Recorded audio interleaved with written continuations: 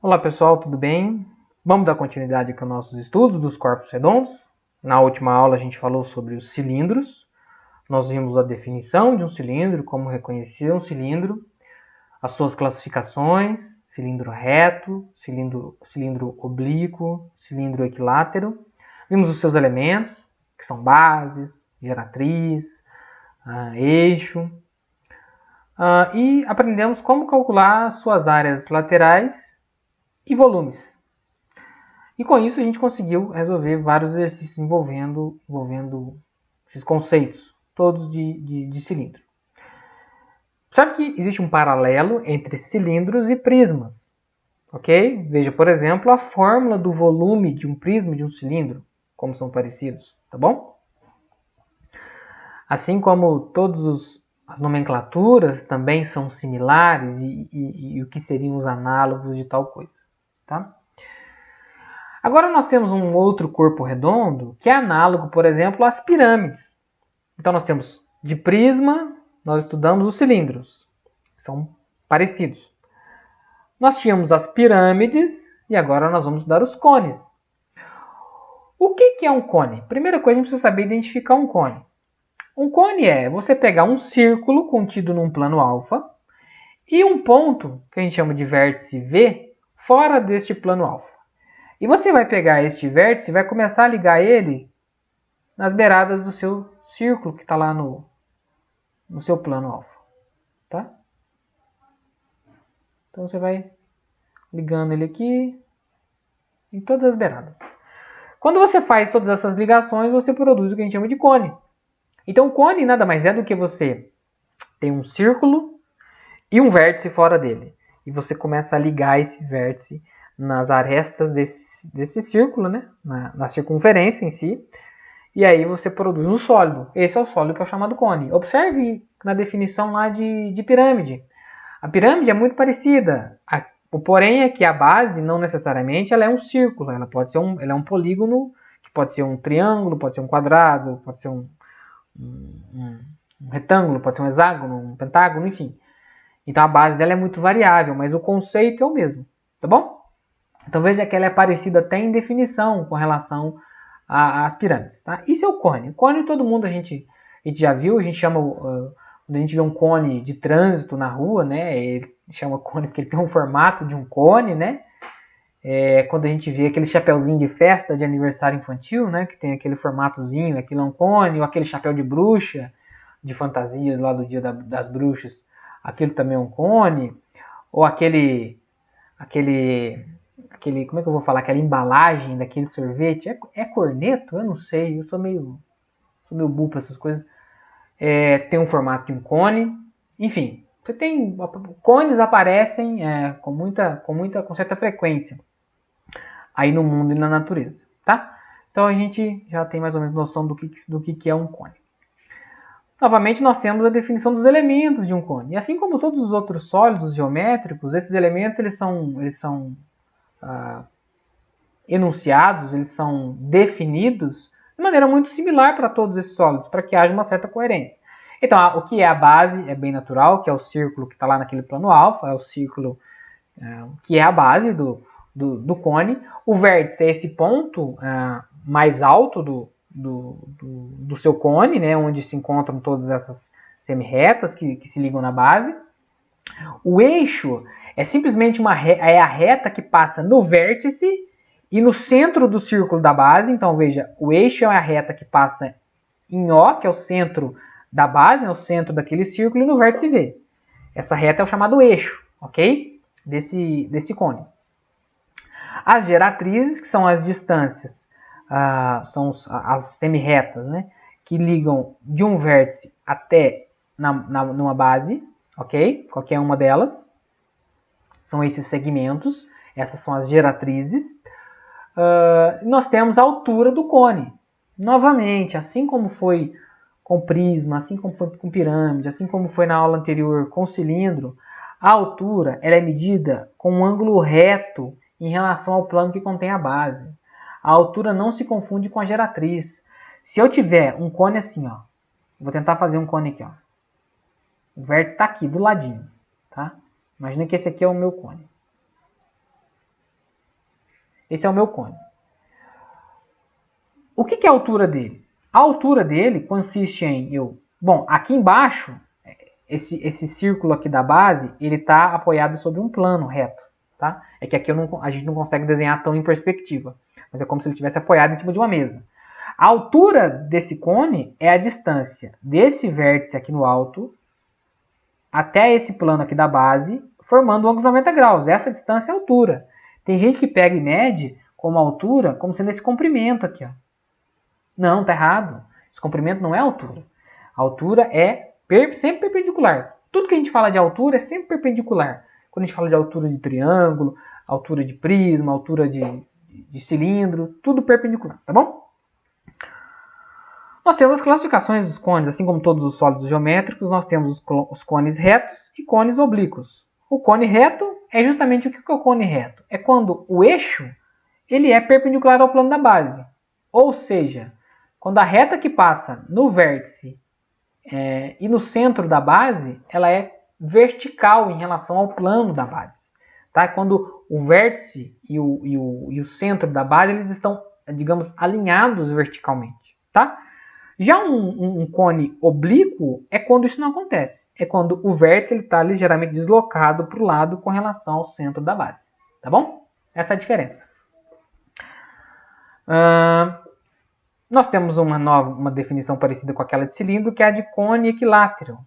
É quando a medida da geratriz, que é a distância, de novo, do vértice até a base, no sentido andando sobre o cone, quando a geratriz tem a medida igual ao dobro do raio da base.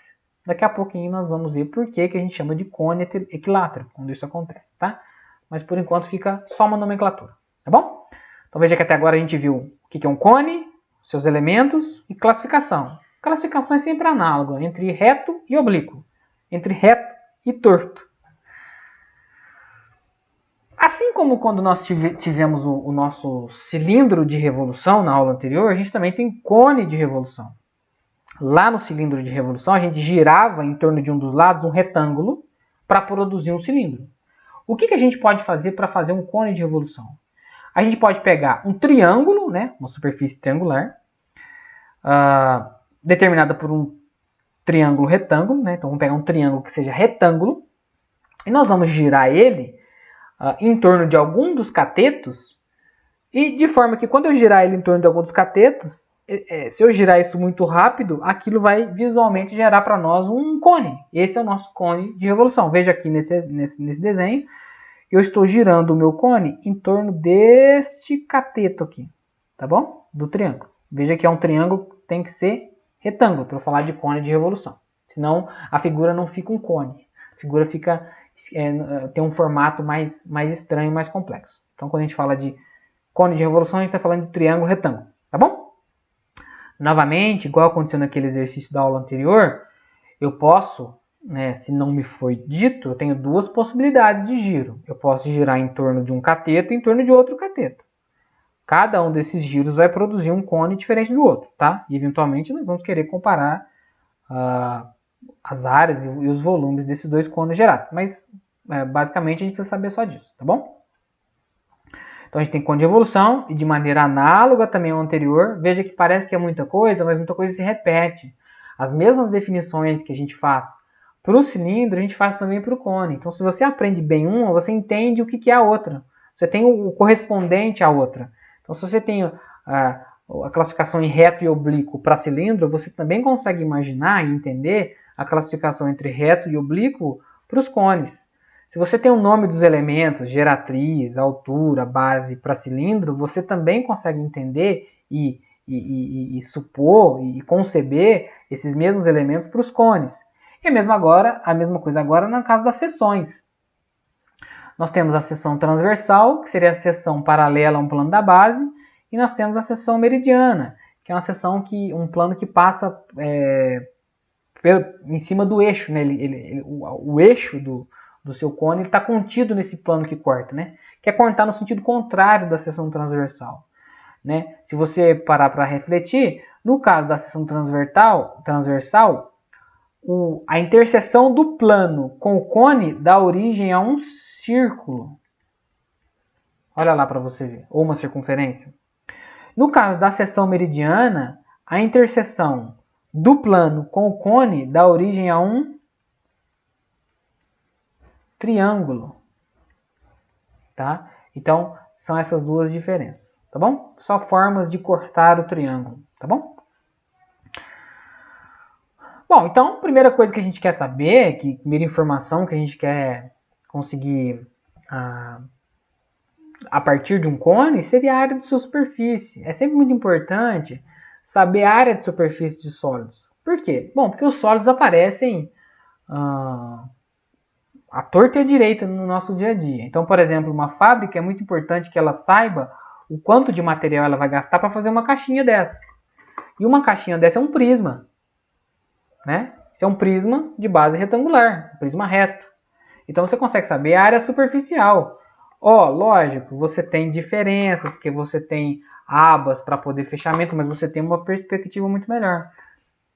Tem casos na história, fica a dica aí para vocês pesquisarem, de empresas que decidiram mudar o formato das suas embalagens, porque com uma mesma área superficial, o sólido resultante ele teria um volume maior. Então, às vezes, você achata o seu sólido e deixa ele mais largo, você vai gastar a mesma quantidade de material para produzir ele, mas ele vai caber um volume lá dentro maior. Então, isso pode ser vantajoso ou desvantajoso, dependendo do cenário. Então, se eu te dei um exemplo de fábricas, né? Mas você pode pensar isso com tecidos e com inúmeras outras situações. Então, ter essa perspectiva, essa noção de área superficial, do quanto de superfície há num sólido, é muito importante. Então, vamos pensar na área da superfície de um cone reto. Então, a primeira coisa que a gente tem que fazer, igual a gente fez lá com o cilindro, é fazer a planificação de um cone reto. Tá? A planificação da superfície de um cone reto vai ser composta de um círculo de raio R. Então, vamos aqui embaixo. Quando eu planificar o cone, ou seja, eu abrir ele e esticar ele numa mesa, a base fica sendo esse círculo que está aqui embaixo. Um círculo de raio R. Tá bom? Quando eu planificar a lateral dele, o que vai sobrar vai ser um setor circular de raio G. Onde esse G é a geratriz. Então veja, como se eu tivesse pegado esse cone aqui desse lado esquerdo, cortasse ele na lateral, se você tiver um chapeuzinho de festa infantil na sua casa, faça esse exemplo. Desmonte ele e abra ele. Você vai ver que vai dar esse formato aqui, que é o que a gente chama de setor circular, que nós estudamos, inclusive, na parte de circunferências e círculos, né? Algumas aulas atrás. Esse é um setor circular que ele advém. Ele é um setor circular cujo raio, ou seja, a circunferência que dá origem a esse setor circular, tem raio G, que é justamente essa geratriz do cone. E qual é o comprimento aqui desse setor circular? Ou seja, essa distância aqui, esse comprimento dessa linha aqui, vocês concordam que é justamente o comprimento desse círculo que está aqui embaixo? Porque eu me desfiz é como se eu tivesse cortado o cone aberto, então essa distância não mudou, são coisas rígidas, né? Então esse comprimento aqui é o comprimento do círculo, que é 2πr. No caso do R da base. Tá bom? Então, como achar a área da superfície? Observe que a área da superfície será a soma da área da base com a área lateral. A área da base é moleza. É um círculo de raio R, πr ao quadrado. Lindo, maravilha. Agora, e a área lateral?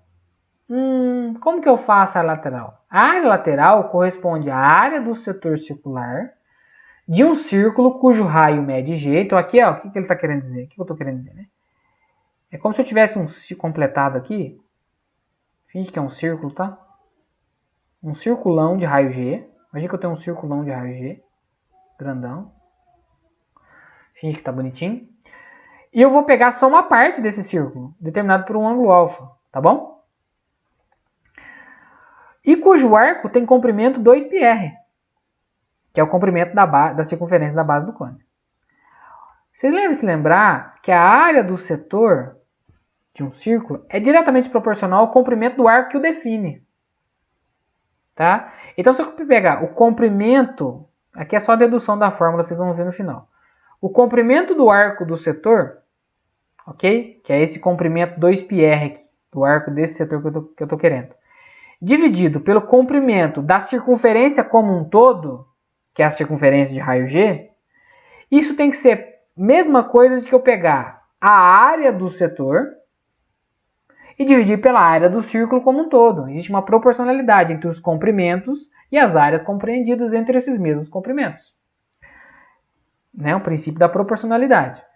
Então, quando eu tenho o comprimento do arco do setor é 2πr.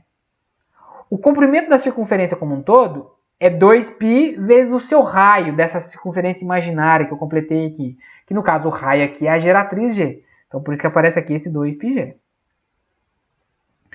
Igual a área do setor. Bom, a área do setor é justamente a área lateral que eu quero descobrir. Que eu não sei. Até agora eu só sei calcular a área da base. Então aqui eu coloquei a área lateral. Tá aqui.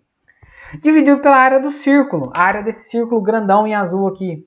A área desse círculo é π vezes o raio do círculo ao quadrado. Mas o raio aqui é g.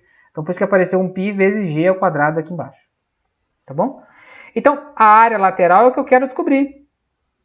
A área lateral eu quero descobrir. Se eu fizer a multiplicação cruzada e depois fizer a divisão por 2πg, você vai ver que eu vou ter a área lateral vai ser 2πr vezes πg ao quadrado dividido por 2πg. Se eu faço os cancelamentos, ó, esse 2 cancela com esse 2, esse π cancela com esse π, esse g cancela com um g aqui, que tem 2. Então dá πrg, ou πgr. Então a área lateral é dada por π vezes g, onde esse g é o quê? É a geratriz do cone. E esse r, que é o raio da base. É daí que vai vir a fórmula da área lateral e, consequentemente, da área total. Então, vamos lá. A área total vai ser a área da base. A área da base, lembra que é um círculo de raio R. Mais a área lateral, que a gente acabou de deduzir, que é πrg. E aí, se a gente quiser colocar o π vezes R em evidência, a gente obtém que a área total é π vezes R, que multiplica R mais G. Tá? Se você fizer a distributiva aqui, você volta em πr ao quadrado mais πrg, que é o que está aqui em cima, tá bom? Só uma forma diferente de escrever. Então veja que para calcular, no caso do cone, a área superficial total, eu preciso não da altura do cone, eu preciso da geratriz do cone. Óbvio que dependendo, eu consigo achar o valor da geratriz a partir da altura, que é o que nós vamos ver na próxima sessão. Nós temos as relações métricas entre os elementos de um cone reto. Mas, grosso modo, eu preciso do raio e da geratriz de um cone, tá bom? Nós temos aqui a principal relação métrica entre os elementos de um cone reto. Qual que é essa principal relação métrica entre os elementos de um cone reto? Se eu faço uma seção meridiana do cone, ou seja, corto ele verticalmente, assim dizemos, sabe que o desenho planificado que eu tenho é esse do lado direito aqui, onde eu tenho aqui esse H se torna a altura do cone, tá? É um cone reto. Esse G aqui, que é essa distância aqui desse lado direito, é a geratriz do meu cone. E aqui embaixo eu tenho o raio R. Então aqui eu formei um triângulo retângulo, cuja hipotenusa vale G. Então você tem hipotenusa ao quadrado igual a soma dos quadrados dos catetos. Então veja, muitas das vezes eu quero descobrir o G, mas eu tenho somente o R e o H.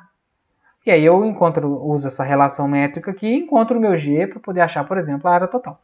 Tá? Então é um pouco desse jogo, dessa brincadeira. Vamos fazer alguns exemplos. Calcule a área da superfície do cone a seguir. Todas as medidas aqui são em centímetros. Veja aqui então, ó, eu tenho um cone cuja altura foi dada que é 8 e cujo raio da base foi dado que é 6. Lembre-se que para calcular a área total eu preciso dessa geratriz aqui. Preciso saber esse valor aqui. Então, vamos usar o teorema de Pitágoras nesse triângulo.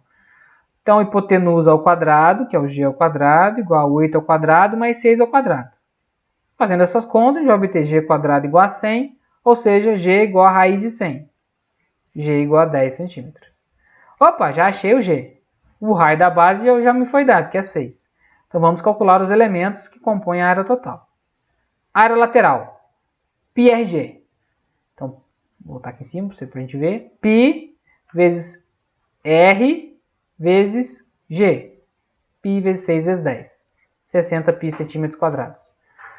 Área da base. πr ao quadrado. O raio foi dado, que é 6. Então, 36 π centímetros quadrados. A área total, então, vai ser a área da base mais a área lateral. Ou seja, 36 π mais 60 π. 90 π centímetros quadrados. Note que a área total de um cone, obviamente, e isso é preciso entender, já vi gente errando isso, a gente só tem uma base. Então a gente aqui não multiplica por 2 na hora de calcular a área total, não, porque só tem uma base, o outro é vértice. No caso lá do cilindro da aula anterior, você tem duas bases, tá? Então eu preciso ficar claro isso. Já vi gente que vai copiar a fórmula, fazer as coisas rápido, e aí aqui chega aqui e multiplica a área da base por 2 também, porque lá no cilindro é.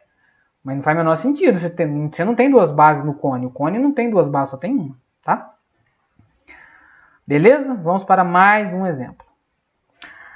Exemplo 44. A planificação da superfície lateral de um cone reto é um semicírculo. Como se chama esse cone? Na verdade não é um exemplo, isso aqui é uma curiosidade quase, né? Então o que você fez? Você planificou a superfície lateral de um cone, ou seja, você desconsiderou a base, e essa planificação deu um semicírculo, deu metade de um círculo. Como que é o nome desse cone? Então vamos considerar um cone reto. Então você imagina que você tem um cone aqui, ó. Temos um cone reto, cujo raio da base aqui mede R. Você tem a geratriz G e você tem a altura aqui H. Tá? Aí você planificou ele e deu isso daqui. Ele ficou desse jeito aqui, com um ângulo de 180 graus, né, porque é um semicírculo. E aí a geratriz para um lado e a geratriz para o outro. Né? Pensa se você puder dobrar essa planificação de novo, você remontava o seu cone. O semicírculo de raio G é o setor circular da planificação da superfície lateral desse cone reto, que foi dito no enunciado. Logo, o comprimento do arco do setor deve ser igual ao comprimento da circunferência correspondente ao círculo da base do cone. Ok? O que quer dizer isso? Veja só, o comprimento do arco do setor, ou seja, esse comprimento, não era para estar em cima, não, vamos desenhar direito. O comprimento aqui, do arco do setor, o arco aqui, ó.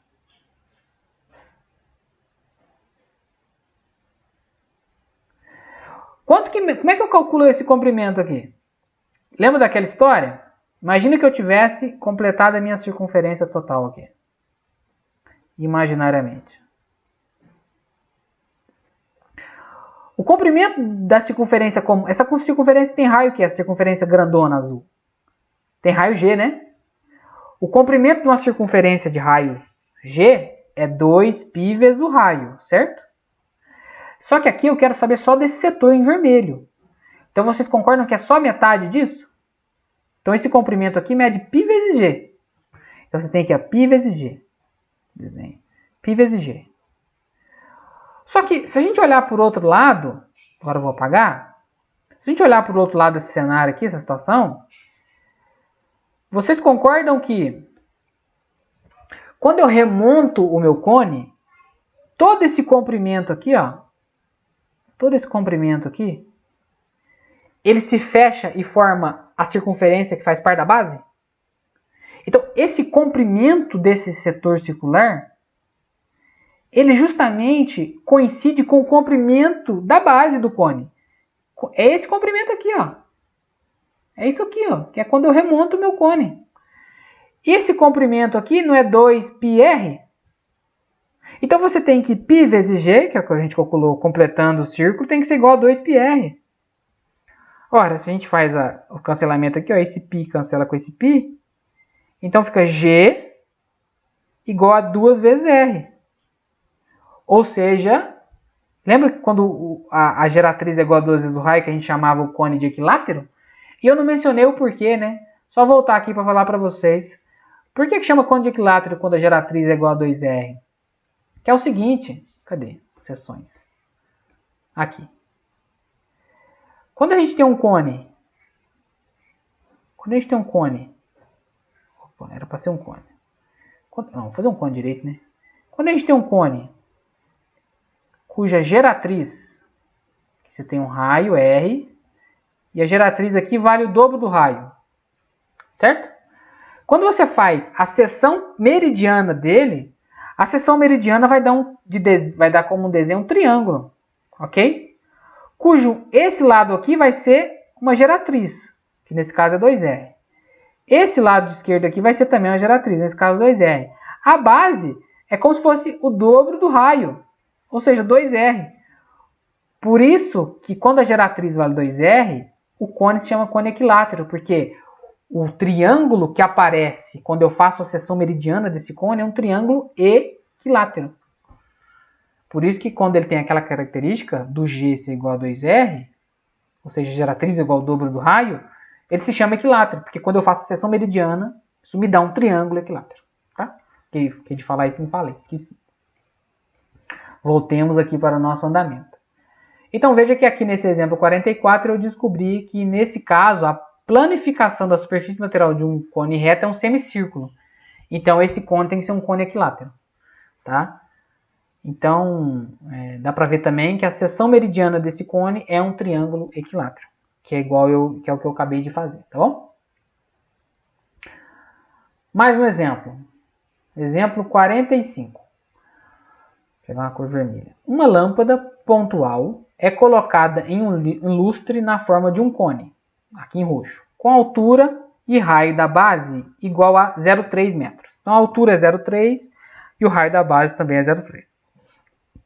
Aqui a altura H do chão, esse lustre deve ser pendurado para obter uma forma circular iluminada com área igual a 6,25 π metros quadrados.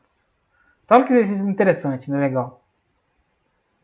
A gente tem esse cone, ele tem altura igual a 0,3 metros e ele tem o raio da base igual a 0,3 metros.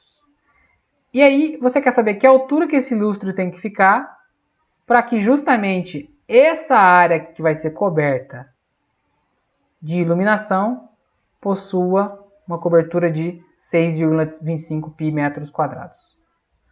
Tente fazer esse exercício.